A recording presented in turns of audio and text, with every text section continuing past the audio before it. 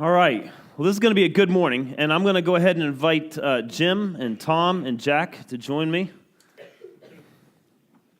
Jim, if you want to sit here. You want me there? There you go. We'll just wrap right on around the corner. There's people here. Panel of elders. I actually mean that with all due respect. Elders are often seen as wise people, and this is the case here. So let me just tell you a little bit about the whole real friends thing.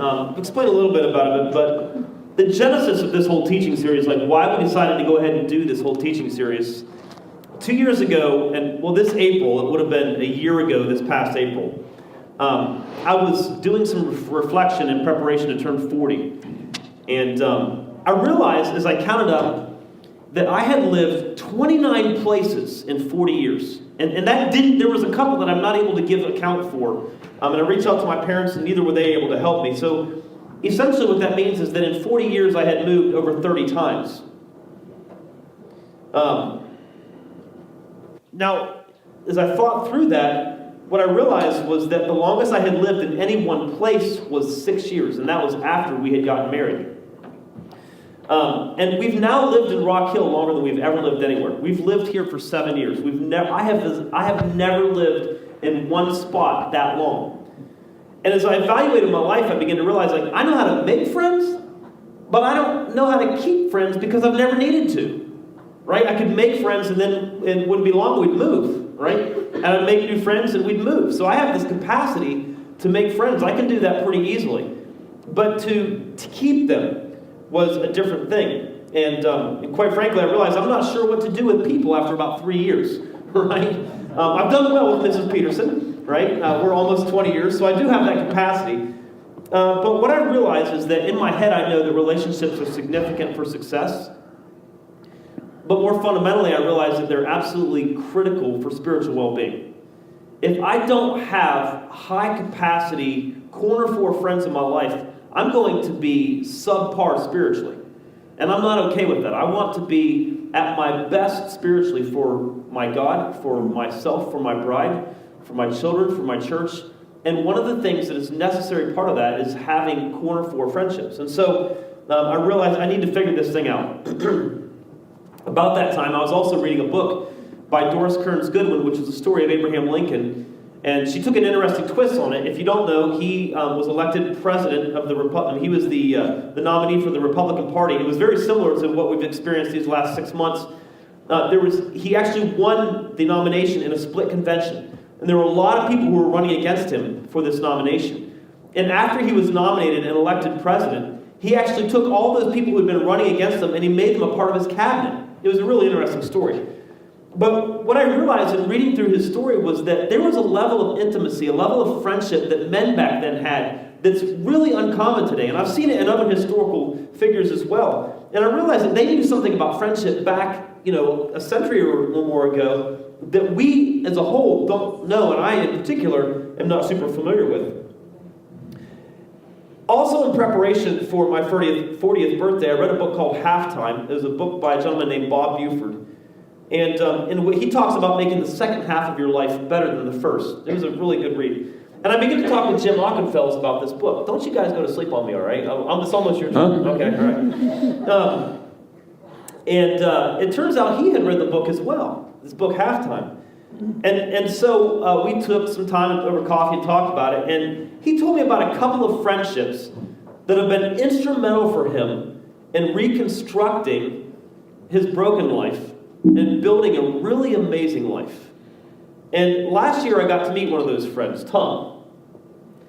And that was an interesting experience. I actually asked, I said, guys, can I take you to Starbucks for an hour? And I just want to ask you all kinds of questions about friendship, because I heard about the friendship that these two guys had.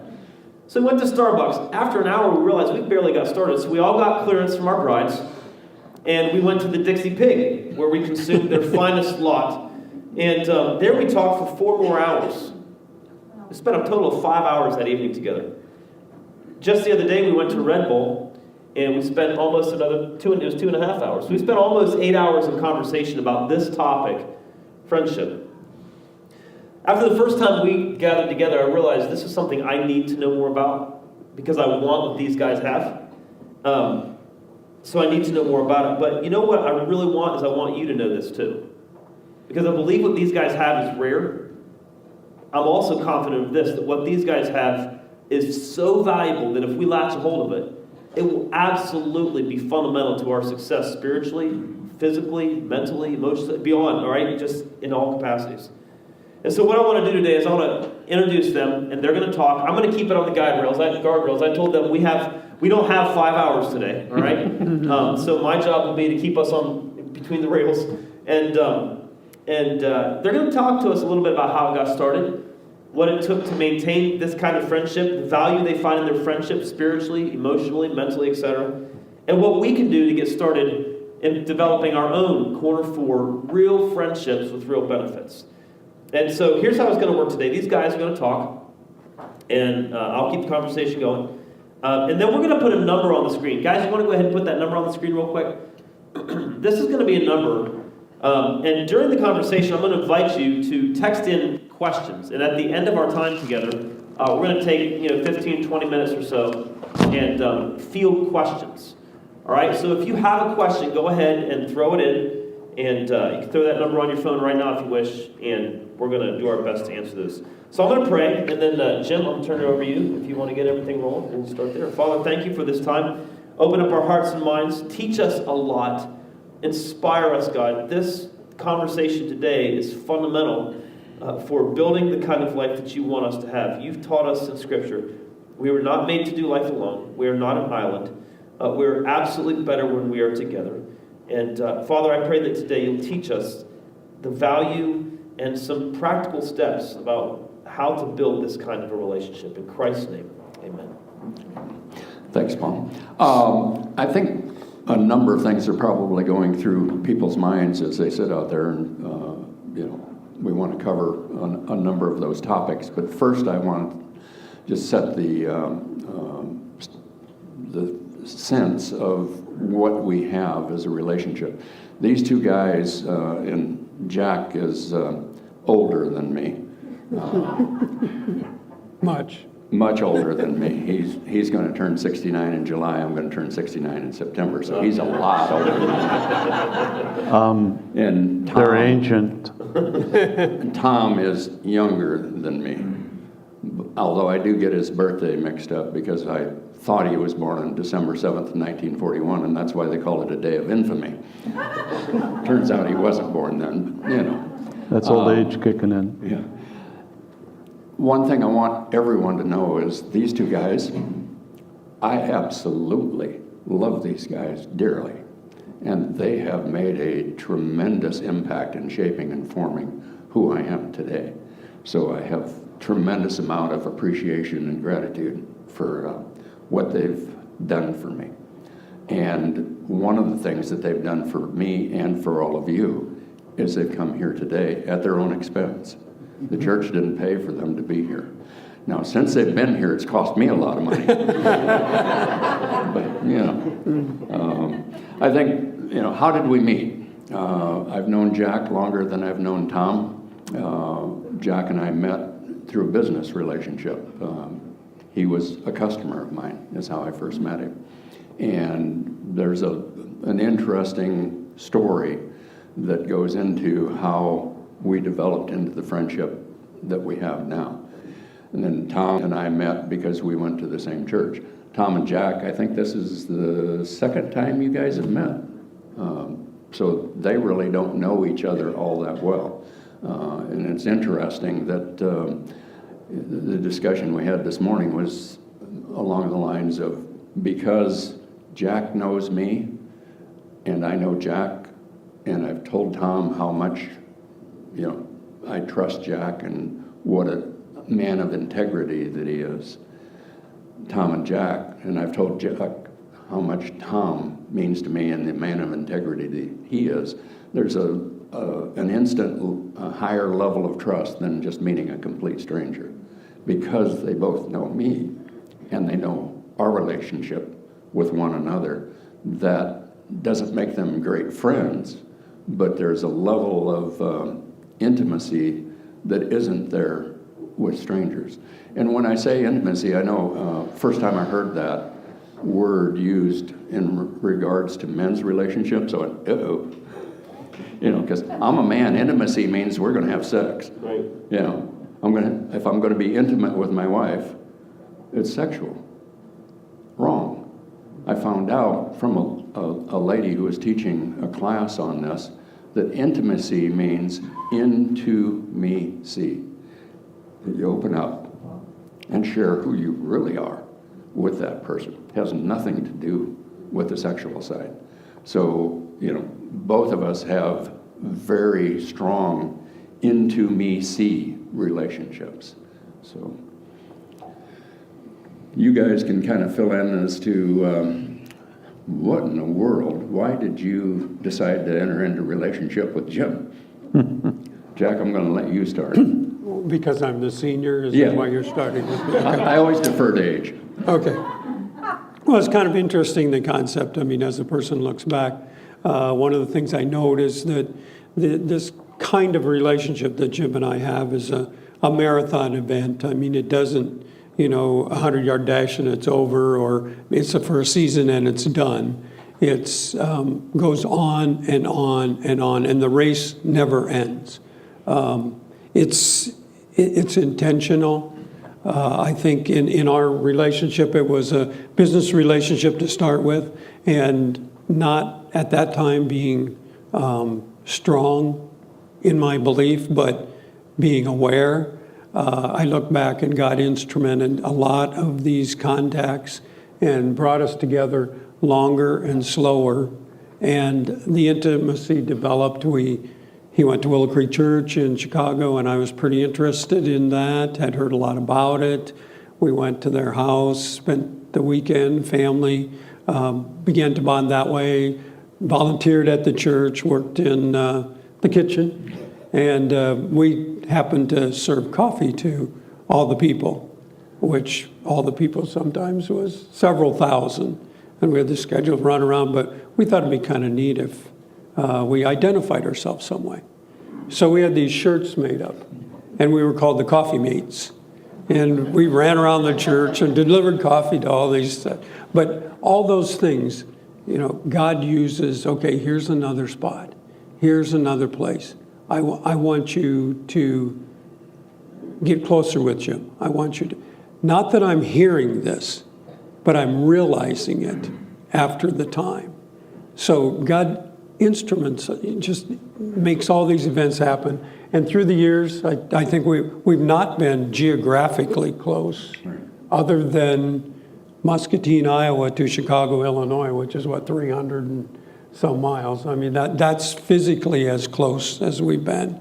And now he's a little more difficult to get to, being in Charlotte, and I'm still in Muscatine. I'm the one who stays in the same place.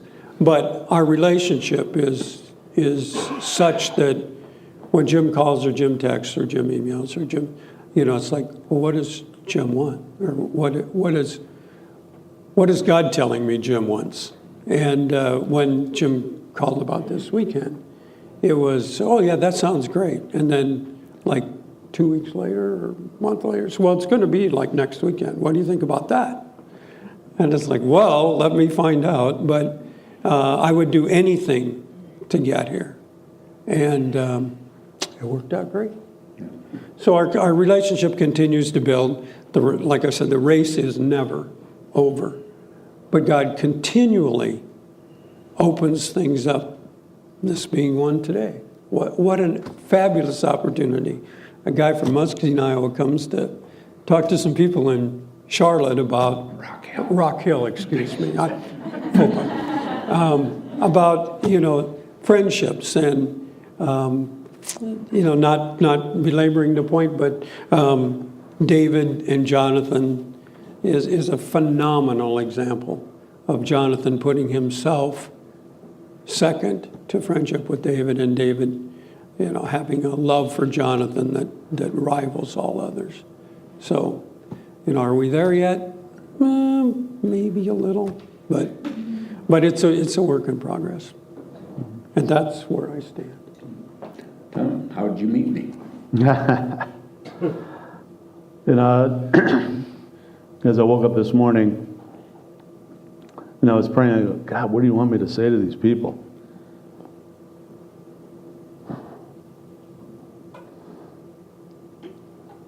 I'm an emotional guy.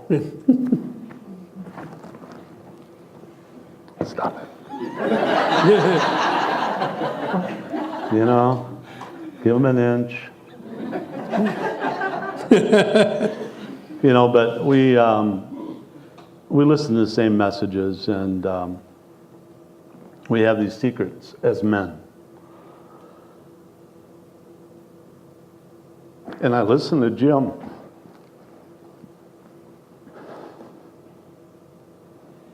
Give his testimony. And I go, crud. He's as rotten as me. I did those things. I've hid those things. I paid for these emotions.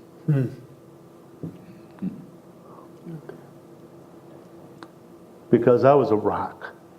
I didn't care about anything. Anybody. And that wasn't right for my family or for me.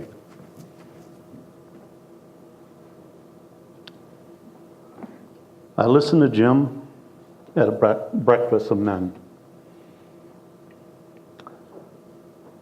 Didn't know who he was, but he touched my heart. And I felt the need to get off my butt and walk up and ask him out for a cup of coffee. Complete stranger. Didn't know what I was getting myself into. You have to overcome the fear. You have to trust God is going to touch that moment. And it's the best decision of my life. It has taught me that I don't have to go alone. I can have God, that's great. But there's nothing like looking somebody in the eyeball and laying it out on the table that, you know, here's what happened today, and I'm not real proud of myself today. You know, what do I do about it? And know that I'm not going to be torn apart. I'm not going to be fixed. I don't want to be fixed. I want to be heard. And have that permission and safety of knowing that we can trust each other enough and not measure each other, but challenge each other before God to do the right thing. Not only for ourselves, but for our families. How do we get there? The biggest thing that you can do is take time. Time is so expensive because we're busy. I don't know about you guys, I work 100 hours a week. I yelled at myself constantly. You know where that goes. You gotta put it in your calendar and say, this is going to happen. And it is an immovable object. It is something that you've got to grab hold of and do. And it's hard. And you can't just sit there and pray about it and say, Lord, bring the right guy. Because I don't know who the right guy is. I'll be honest with you. We are so dissimilar. If you were to put a piece of papers up on the wall and go, yeah, that's probably not going to work. You know, our commonality of likes, dislikes, things like that would probably astonish you. But it started at a men's breakfast. And it started with an ask. And the adventure started from there. And it took time. And of all things, he talked about the dissimilarity. Of all things, the cross that I get to bear is I, as a Cardinal fan, have my two very best friends They're Cub fans. Goodness gracious. But God healed that. We get along in spite of it. One of the things that Tom mentioned was the men's breakfast, and that was, it's kind of interesting. As we developed our intimacy, as we developed our relationship with one another, is the importance of that breakfast in both of our lives. Jack and I are we have similar likes. We both like golf, and Tom at one point was a liker of golf as well, so we had that one. But that was about it, really, other than all three of us are Christians, all three of us love the Lord. Tom and I both went to the same church. Jack came and volunteered at the church. He also heard my testimony, and I went to call on him in Muscatine, Iowa, one particular trip, and he said, "Why don't you stay at our house instead of staying at a hotel?" And I said, "Cool." And he said, "And tomorrow morning you can go to my men's breakfast with me." And I said, "Okay, sounds like fun." So we went to the breakfast, and their senior pastor, Dan Schiff, was there, and just having a normal men's breakfast, and Dan asked the question. He said, "I'm just kind of curious, Jim. Jack told me a little bit. You go to Willow Creek in Chicago." He said, "How'd you end up going there?" Well, some of you know that story, but that was a very interesting story, and Dan was like, "Really?" And he started asking more questions, and because of that, he ended up, at that point in his life, he was kind of, that Willow Creek thing, they might be a cult, they might be kind of weird. He ended up at a conference in Wheaton, Illinois, which is not terribly far from South Barrington. So on Sunday, he went up to South Barrington and attended a service because of what he had heard at that breakfast. And he came to a baptism service. And God so touched his heart at that baptism service, he was just blown away by it. He went back to their church in Muscatine, Iowa, and said, we have got to be about reaching out to people who don't know God. We need to help them find their way to God, meet new people, and become a better person. That's our analogy. That's our strategy here at Church 180. It's not exactly the same language at Calvary or the same language at Willow Creek or the same language at XYZ. But that's what Dan was so passionate about.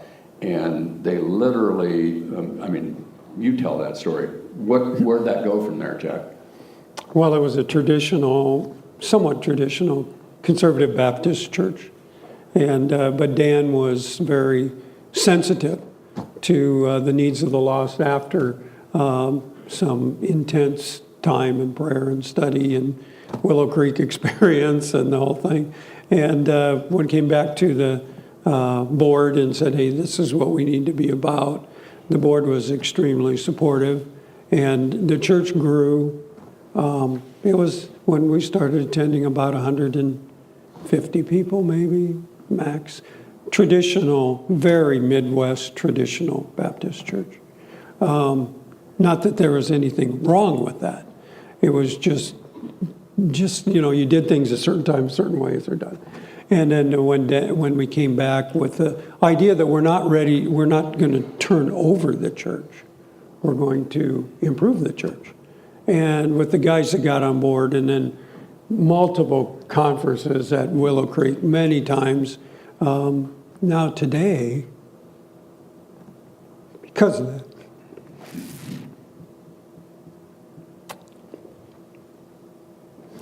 it's the biggest church in Muscatine County. About 1,000, multiple ethnic, Hispanic, Liberian, all because of friendship. It came out of a breakfast. It was just a pebble that created a ripple. And God used it, and it just rippled and rippled and rippled. That church is the biggest church in Muscatine. They weren't trying to be the biggest church in Muscatine. They were trying to reach people for Christ.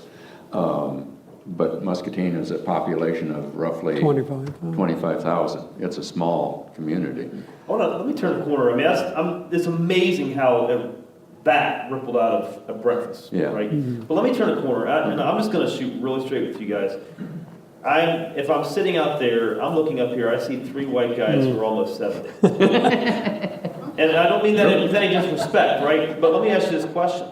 Why is it so critical that a young man in his 20s, or a single mom, or a mom who has multiple children who also has a workforce, or a dad who has a lot on his plate, why is it so critical that someone that's not this right now begin the process of building this? In other words, Tom, I asked you this the other day, like, what's the end game here? Why? Because you just said this, and I have a lot of questions here about that, but you said one of the biggest things that this is going to take is time. You said it's a marathon. It's going to take time for a long time. So why is it so critical? Why is it so important that any of us should work as hard as you have to build something like this? What's the win here? What is important? The bigger question is, what is the loss? I don't know about you, I'm a sinner. Anybody in here a sinner? Only 2. Left to my own demise, I don't know about you, I tend to stray. And I felt it was critical, and I wished I would have done it when I was younger, to have people that were in place that could speak truth, that could give me that balance, that whenever I started to make that left or right that I shouldn't be making, that I could be called out on it and feel safe that I'm being called out for a reason, or at least talk about it. When we don't have that set in place, we're setting ourselves up for failure. And you think about it as a family unit, as we were raised, what did dads do? What did moms do? You know, you fell down on the playground, you skinned your knees. Mom came, threw methylate on it in my case, spit on it, sent me on my way. Okay, you know, Dad said rub a little dirt on it and get out. You know, now we nurture, kiss, and you know, you'll be all right, honey. Really? Come on. You know, buck up, let's go. Well, sometimes that's okay. Sometimes we need to say, hey, what would you have done different? Great question. Not asking to be fixed. What would you have done different? You know, well, maybe I wouldn't have gone to the bar with the 12 guys and not expected something bad to happen. You know, you set yourself up for failure. You know, sometimes. It's good to have that balance. That, hey, I'm going out of town and I know that my mind wanders a tad. Can you do a check-in on me? I'm okay with that. I've made those phone calls, had guys check in on me, you know, different times. It is okay. I don't have a problem with that. I would rather have the expectation of a phone call to say, are you okay? So one of the things we talked about in this whole series was that this kind of friendship requires no secrets. So it requires it requires you or any of you being willing to say to the other, hey, this is a weakness for me. I'm likely to fall here. I need some help, right? And then, so you talked a little bit with me, you guys in particular, Tom and Jim talked a little bit about how you guys are pretty frank with one another in your conversations. Like sometimes Jim will call Tom and say, day's been pretty rough, struggling with the economy, or whatever the case may be. And Tom, your typical response to him when he calls just kind of like down on himself is, what's that sound like? Or when he's down on life or whatever, or vice versa. Trying to think of the exact words you use sometimes is, so how's that working out for you? How's the pity party going? Anybody else coming to it? Things like that. Now, he has the ability to say that to me because I know he loves me.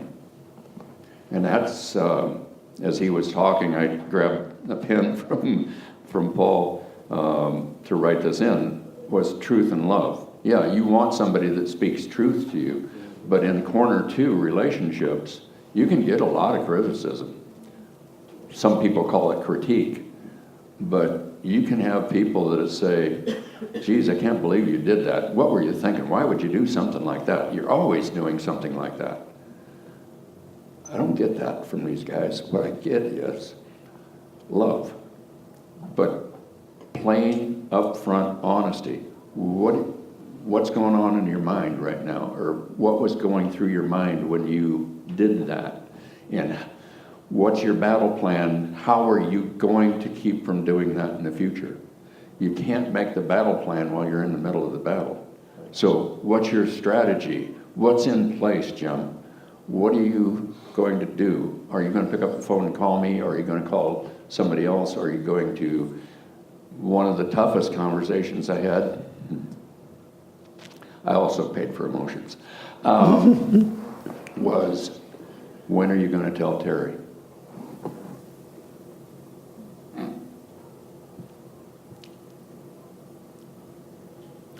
I needed to do that. I didn't want to do that. He would not let go of it. Have you told Terry yet? Have you told Terry yet? I'll get there. A relationship, work relationship, you need to go confront that guy. Have you done that yet? I'm not a confrontational person. I don't want to enter into conflict. I grew up in conflict, and my modus operandi is to kind of shrink and run the other way and hide. And that's typically, I don't know if it's a male thing or not, but I don't want anybody to know the real truth about me. But what's the end game? Is these two guys have helped me become a man of integrity, a man of honesty, a man of trustworthiness. I'm not a finished product. None of the three of us are a finished product, but we have helped one another become what I see Scripture talking about when you become a follower of Christ. I've heard a lot of, especially from my own family, Christianity, that's for weaklings. Good grief. They have no clue. The bar or standard is really high. It's called Jesus Christ. How am I going to live up to that? Well, these two guys, that's my end game. They help me live up to that. They help me be a better husband. They help me be a better father. They help me be a better friend. They've molded and shaped the person I am today. And as my wonderful bride said one time to a group of people, when we shared together jointly what we had been through, a woman raised her hand and said, how in the world could you still say you love this man and stay with him after all of that? And she said, I love who he is today. And who he is today is a total compilation of everything he's gone through. So how can I hate what he's gone through when I love what he is today? And part of what I am today comes from these two guys. So that's my end game. And I think you talk about, why does a guy start at 20? Well, 20 was just yesterday.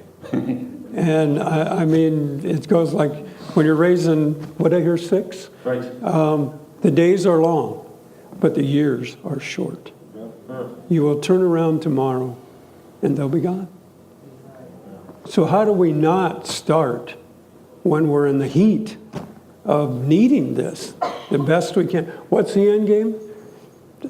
This is a good end game. It's not the ultimate end game.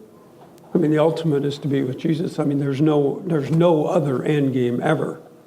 But Jesus put Jim and reluctant little Tom in there for me. And do I have to invest in this? Yeah, I have to spend time. I have to make it important to me. It has to be an ongoing thing. But does it detract? My wife is, thoroughly on board. Our family is grown now, but very supportive of all this. To me, it's like a piece of the puzzle. Without an intimate relationship with another man to fill that void in my life, there's a piece missing. It's like you do the whole puzzle and there's one piece gone. Well, it's still a pretty neat picture, but it could be a whole lot better. And God, I think one of the things that we discuss sometimes is you have to be sensitive to, hey, I just met this guy. Is this a guy I need to invest in some more? Is God prompting me to say, hey, I kind of brought him by for a special case? Or no, he's not the one. But befriend him anyway. He's a good kid. But I think we have to be sensitive. We have to train ourselves to listen for those things. Does God put a voice in your head and say, hey, he's the one? I can't say that I have that. But does God show me that over a length of time? Yes, he does. He says, hey, remember that? Remember this time? And you think, wow, I didn't see that before, but Yeah, it is really I remember cool. when Jim and I were talking to Paul, it was interesting. You'd ask us some great strategic questions. And I could tell whenever I or Jim hit a hot button, Paul, what? A little animated. I don't know if you noticed that, but I had made a comment, about our relationship that, he's a checkbook friend. And he looked at me and he goes, what does that mean? I says, I give him my checkbook. Here's what I make. Here's how I'm spending my money. This is what I'm doing with my money. This is where I'm going with it. Do you see something good, bad, indifferent? Point it out. Tell me about See it. any red flags? Help me out. Not ask him how to spend it. Do you see a flaw? Do you see something where... Is that weird to you guys, by the way? I mean, for me to open up my checkbook, it's crazy. You know what I'm saying? I mean, and he's got mine too. But I hear this and I'm like, man, the level of accountability there from a smart, trusted friend is ingenious. I mean, I don't know. At first thought it was like, that's just odd. We are. But then I think there's value. Yeah. Well, to add to that, I recently made a major purchase, and my typical method of going about that, obviously, is I do my research. Jim knows me well enough. He knows I'm a little anal retentive and don't miss much. But at the end of the day, I also know that my mind can play games on me too. And I have 3 trusted people that I can make a phone call to and said, hey, I'm thinking about doing this. This is how much it is going to be, blah, blah, blah. Do you see any red lights? And all 3 of them gave me green light, made the purchase, happy, and we move forward. If any one of those guys would have said, this is a bad idea, it would have stopped right there. Because I trust them enough to know me that if they see a flaw, it's time to stop. And I need to trust them and listen to them. One of the things, Paul, you talked about in the last 3 messages was the 4 things, or the cost of this type of a relationship. And you mentioned submission. That's what Tom just talked about, was submission. That if I said, you know what, I see a red flag here, Tom, I don't think you should do this, he would submit to that and say, okay, I'm not going to do it. Another thing you mentioned was sacrifice. We talked about your particular circumstances with 6 kids, a wife, 6 kids. You got a pastor, a flock, you do personal training. Where are you going to find the margin to fit a relationship like this into it? I actually asked Terry this question last evening, and I said, when I was going through, I'm meeting with Tom, I'm in a 12-step recovery program. So I'm going to 12-step meetings. I've got a sponsor. I've got this and this and this. I said, were you at all hurt by that, or did you think that I was spending too much time, or were you jealous of the time that was getting spent outside the family? And her response was, yeah, initially, for just a little bit. And then I saw the benefit for me, meaning her, and our children.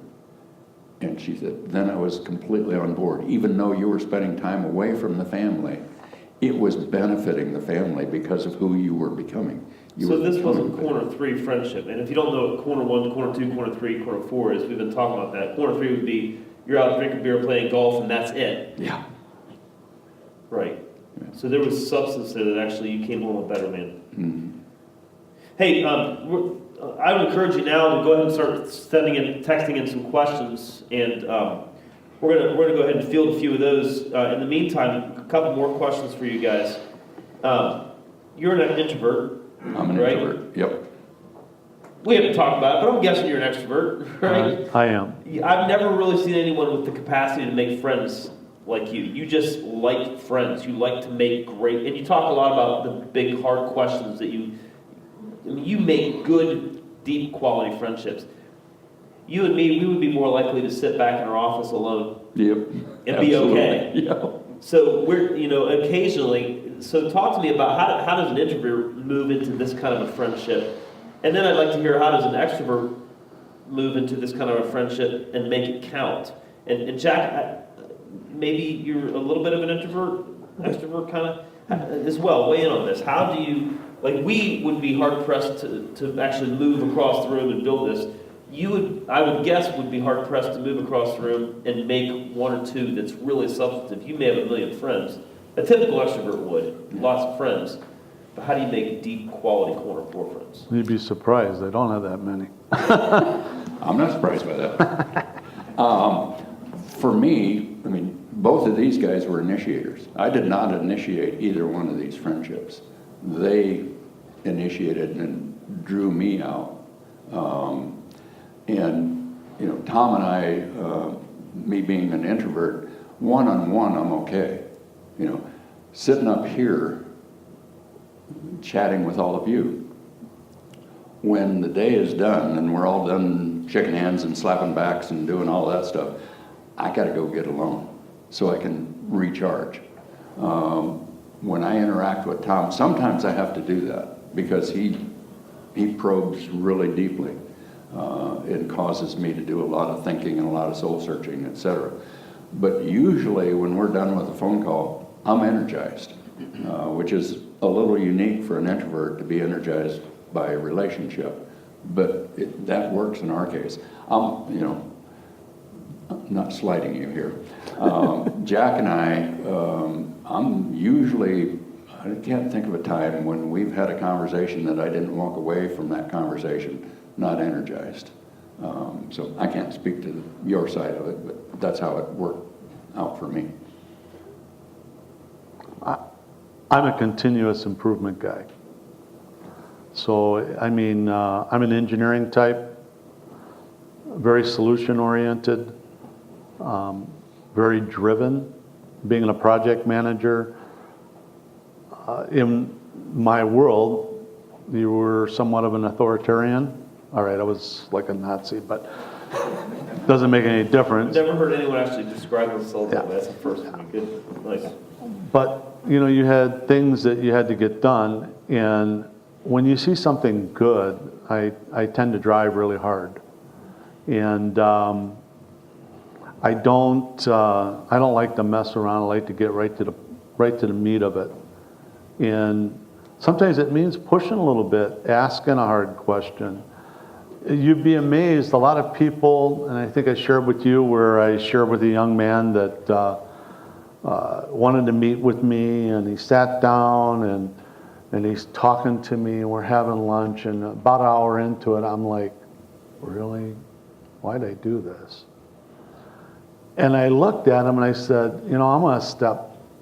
I'll be really honest with you, I might step on your toes here, but when are you going to take the black tie off and quit feeling sorry for yourself and blaming everybody else? I thought he was going to pee in his pants. He looked at me and he goes, I go, what are you doing about it? I haven't heard anything you're doing. You're talking about Jim did this to me and Paul looked at me bad and this guy won't give me a job. And I'm going, Really? So what are you sitting at home waiting for something to happen? Pixie dust? What? And he looked at me and he goes, well, I don't know. I've never had anybody ask me that question before. How sad. How sad. You know, you jump forward a little bit. Now I talked to the young man, he texted me and he says, hey, I'm working. I took a job. I'm going to school. I'm not feeling sorry for myself anymore. I'm making progress. Am I there yet? No. But he said, I just want you to know. And he said it right in front of my wife. And I was shocked. He said, I've never had anybody challenge me like that. We need to be challenged as individuals. If we just sit there and we go through life and allow the rudder to do whatever it wants to do, where are we going to end up? You know, I don't think God commissioned us to do that. He asked us to be drivers. He asked us to be men. He asked us to be men of integrity. The same challenge for women is there. You know, they're the moms. They're, you know, they got the tough job. The runny noses and other things they have to do with little kids. And go out and earn a living too Yeah. in some cases. Dude, I'll tell you, when you got 6, you take care of both ends too. So, I mean, you guys can do it too. Listen, I love this because sometimes the tendency can be to whine a bit. And the question that you guys ask a lot, and this is what I was alluding to earlier, is what are you going to do about it? Mm-hmm. What are you going to do about it? I love you enough to put my arm around you and ask, what are you going to do about it? And to me, like, that kind of a friendship is, that's amazing. And so, all right, we have a lot of questions here, so we're going to go ahead. Let's throw some up on the screen, and we'll just ask as we go. So we'll get question number 1 up there. As a wife, how do you encourage your husband to embrace and strengthen these friendships with men? I don't see any wives up here. They're in the back. And we all owe them a big round of applause for allowing us to develop this and supporting us and building into that. But they should be answering this question, not us. There's not even a chance I'm going to call them up here, fellas. So let me just ask you, like, how have your wives encouraged, affirmed the time away from home, the investment that you make in one another? How have they enabled these kinds of relationships? Because a lot of wives might either be jealous or might fight the time that you take away from home. You alluded to that. I mean, this is a significant investment, right? How have your wives enabled these kinds of things, which ultimately made you all better men? Terry, back get there. on up here. You're a courageous soul. Come on. No. We want this online. People can hear this online. See what happens when you raise your hand. We're going to turn this mic on right here, fellas. This one right here, where Casey stands. You might as well just sing a song, Terry, while you're singing. Once the wife realizes what their husband is growing and gaining, my opinion is, if you resent that time away from you or your kids or whatever, you're being incredibly selfish. Let them grow, let them learn, let them relate. You're going to benefit. It's just that simple. Just give them that hour a week or an hour phone call, whatever it takes. Let them have that time, because you will be the one to benefit in the long run. It's just that basic and simple. Now, again, these are not corner 3. This is not just everybody out playing ping pong and guzzling Bud Light. These are investing in one another. Jack's wife Sue and I have spent many hours at home waiting for them to get off the golf course. That is not the same thing. Okay. This is something totally different than golf course, bowling, hunting, boating, whatever guys do. This is something different. This is guys learning, relating, and sharing with other guys in order to improve themselves and their families, and it works. And I would imagine that the same is true for husbands doing the same thing for wives. Very good.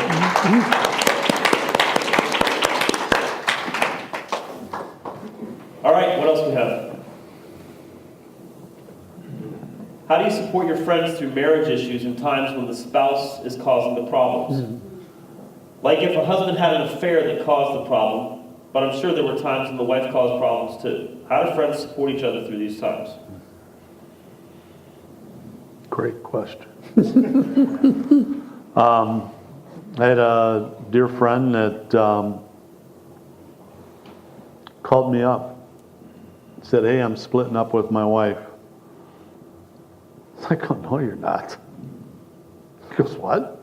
I go, "No, you're not." I go, "You guys been married 20 years, not happening." And he goes, "We're done. I'm sick of it. This is what's going on." I mean, details aren't important. And I said, "No, you guys just need a break. Then you need to get the counseling. You need to do this, you need to do that." They're still together today. But they were ready to throw in the towel. You never throw in the towel. You fight for your marriage. If I wouldn't have fought for my marriage, well, where would I be without my best friend? Mm-hmm. You know, I've been married 44 years. Slacker. Edit. What? You're being mean, aren't you? So how do you, like I had a scenario, something like that, where a friend was going through an issue, and it, like they did end up parting ways. And that does ding, I mean, because when you're friends, husbands and wives are friends with husbands and wives, how do you navigate that? Who gets the friends? I mean, I want to go back a piece, but when they split like that, that dings the relationship. But I would be going a little deeper with that and say, was it a corner four relationship? If it's a corner four relationship, then there was a lot of conversation going on before that thing ended. And if it's a corner four relationship, the spouses know about that corner four relationship too.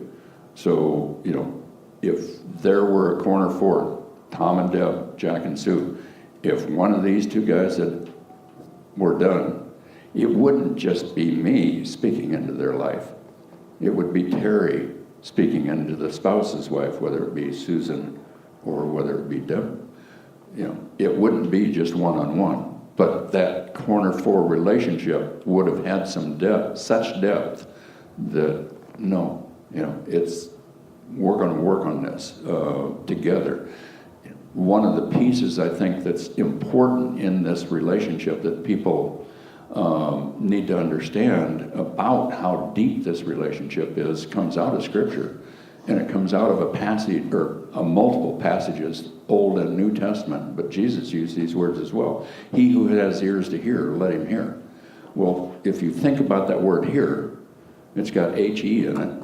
He who has an ear, E-A-R. So that's part of the word. Let them hear. What was Christ saying when he said that? If you add a T to the end of the word "hear," what do you get? Heart. You are hearing with your heart. You're not hearing with your ears. You're not hearing with your brain. You're not trying to fix. You're hearing with your heart. And what's the core that's causing this problem? That's, you know, saying we're going to split. Why did you have the affair? What took place? Which side of it, you know, was it? But hear with your heart, because there's a much deeper issue than I just went and had an affair. What was at the root of that? Right. You know, and dig into that. So I think that's probably, you know, is it a corner 1, 2, 3, or 4 relationship that got dinged by a breakup? Would you say that it's less likely that you'll have disaster or crisis in your life, self-made crisis, for instance, marital, financial, you know, etc., if you have corner 4 relationships? Yes, I would. It's less likely that you'll have self-made crisis if you have someone speaking into your life, someone probing, someone asking, someone loving enough to speak true things. In my mind, yeah. I mean, I'm not going to have a corner 4 relationship with Hugh Hefner. You know, he's not going to speak a whole lot of things into my life that's going to help me. Right. You know, Tom Klein or Jack Doherty, because of we might have all kinds of different background and likes and et cetera. We have one core commonality, besides we're all old, and that's Jesus Christ. And that's what it's based upon. We've got another commonality. We're all three hearing challenged. So, we have an ability to not hear our wives when they say something a little tough to us, so we can ignore them. And, oh, I didn't hear you, hon.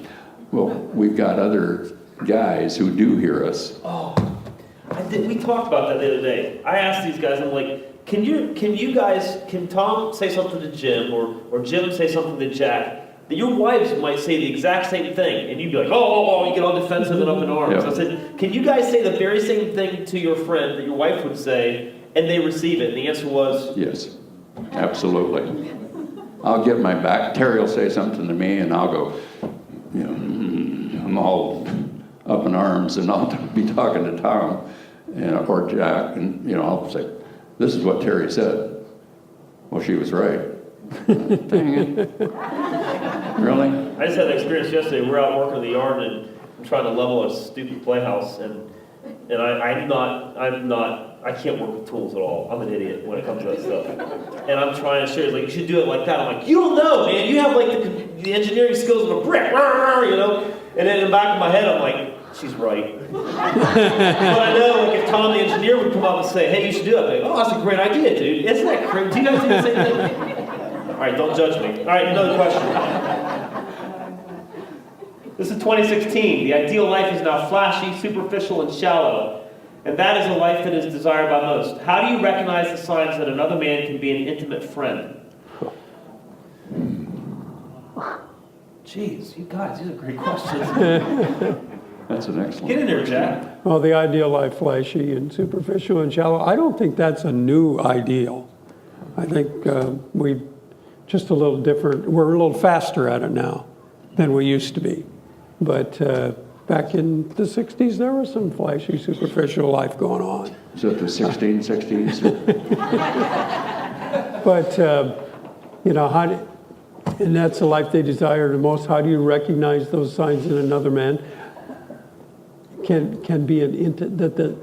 How do you recognize the signs that another man can be an intimate friend? The flashy lifestyle and all that, I think that's a smokescreen.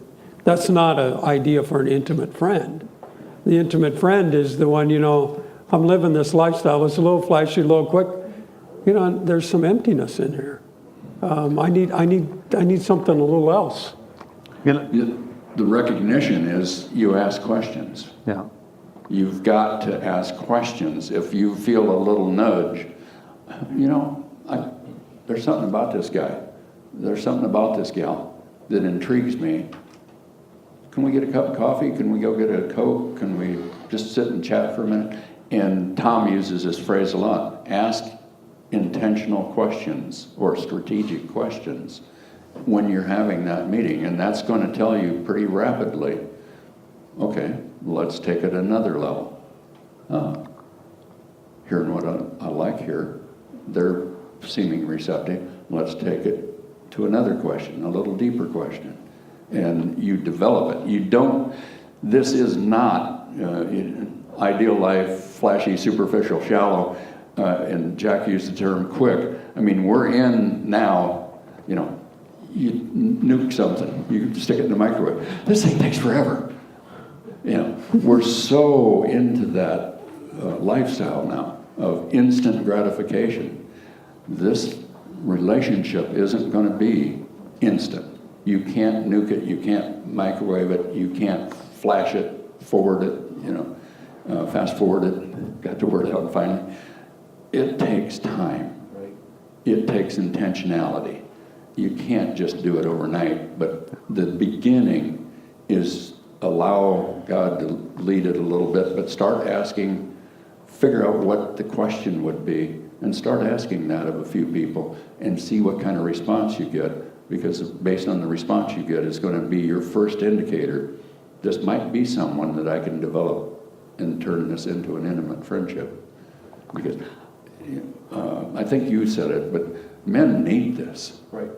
but we don't know it. You know, it's like we all have a God-designed yin for God. It's built into us. It's hardwired into us. We also have that for this type of a relationship built into us. You know, I've got a relationship, and I'm going to try to keep this PG, but these guys are my best friends. Terry also is one of my best friends. But I can't tell Terry certain things that's going on in here. You know, I see someone walk past who is, how did Scripture put it, that Eve was beautiful in form and figure, or, you know, etc. If I see something like that go past my view screen, I mean, we just had this conversation yesterday evening. We went to lunch at I'll keep the establishment unnamed, but we all had lunch together, all 6 of us. And one of the people that served us also served with a view when they leaned over. And I was like, okie dokie, you know, because almost everything was showing. And the ladies we drove separately because we couldn't fit all 6 of us in the car. The ladies got up and drove away, and I said, guys, I got to tell you something. And I shared what took place. Now, I just shared it with Terry. She didn't know that. But that's the type of thing that we share with one another. Right. That I can't share with my wife, but I desperately need to get that secret out.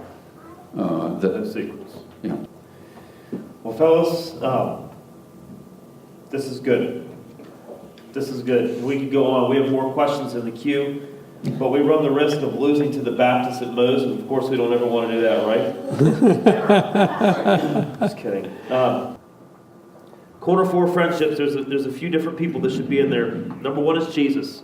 I encourage you strongly, if you haven't made that connection, that's huge, because that drives everything. Your bride, if you have one, or your husband, if you have one, but then someone else. You have to have the someone else. Otherwise, like Jack said, the picture's incomplete. It might be understandable what the picture is, but if that piece is missing, it's incomplete. Someone else. So, Father, thank you for this opportunity to get together today and talk about friendship with men who have done it well. I pray, Father, that all of us in this room would be inspired, Lord, to begin the process of developing friendships, Lord, where we will find accountability, where we will find wisdom, where we will find encouragement, where we will find insight. Father, we understand that these relationships will require sacrifice. They will require us to submit to one another, like the Bible says. They'll require us to be completely transparent, no secrets. But we understand, Lord, that the end result of this is a life that can never be experienced outside of these kinds of relationships. Father, I pray that today you will light a fire under us and make us realize, Lord, that this is one of the most important things we'll ever do. Moving across the room and initiating real friendships with real benefits. Thank you for these men, and I pray, Father, your blessing on every single person who is here today. In the name of Christ, we ask these things. Amen.